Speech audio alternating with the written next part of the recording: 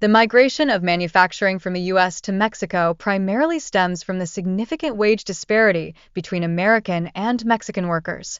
This transition has ignited considerable outrage within the agricultural community. Since September 2023, John Deere has eliminated nearly 2,900 jobs, profoundly affecting local economies and instigating concerns about job security in these areas. Such trends reflect the broader economic challenges that the company is currently grappling with.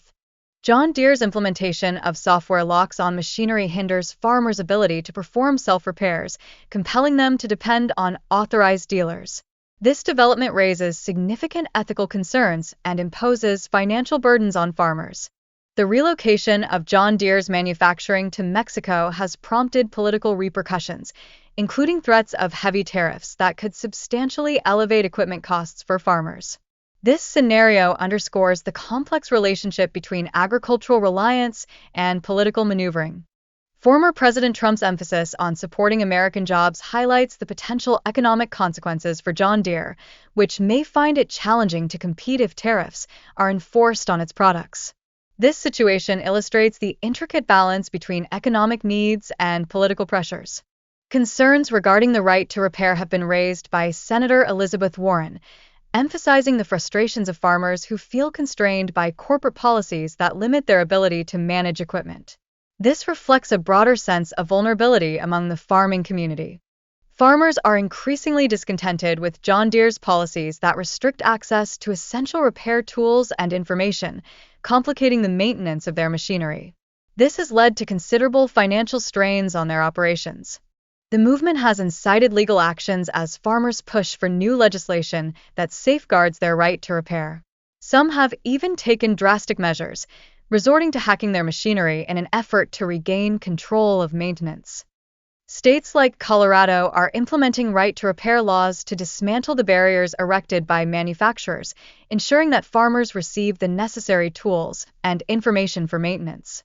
However, these initiatives encounter resistance from influential manufacturers. The right-to-repair movement is gaining traction in the courts, highlighted by the case of Forest River Farms versus Deere, which seeks to address antitrust violations within the industry. Farmers are experiencing significant financial strain due to John Deere's monopolistic practices, which restrict affordable repair options and could severely jeopardize farm income and rural economies. The stark contrast between John Deere's record profits and recent layoffs has ignited debates about corporate ethics and the prioritization of profit over the well-being of employees. The UAW critiques the outsourcing of American jobs to lower labor markets, arguing that such practices undermine the livelihoods of communities reliant on companies like John Deere for economic stability. John Deere's CEO compensation soared to $26.7 million in 2023, raising concerns about the widening chasm between executive pay and the hardships faced by ordinary workers amid layoffs.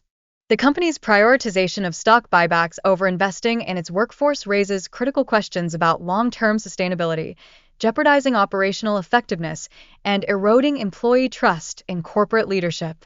Farmers must now navigate complex digital frameworks, which often alienate seasoned practitioners who have relied on traditional hands-on skills for generations. Corporate practices, such as those employed by John Deere, raise pressing ethical questions as farmers grapple with rising costs while corporations emphasize shareholder returns over the livelihoods of farmers. The momentum behind the right-to-repair movement continues to grow, aiming to empower consumers and foster innovation by challenging restrictive corporate practices in the agricultural sector.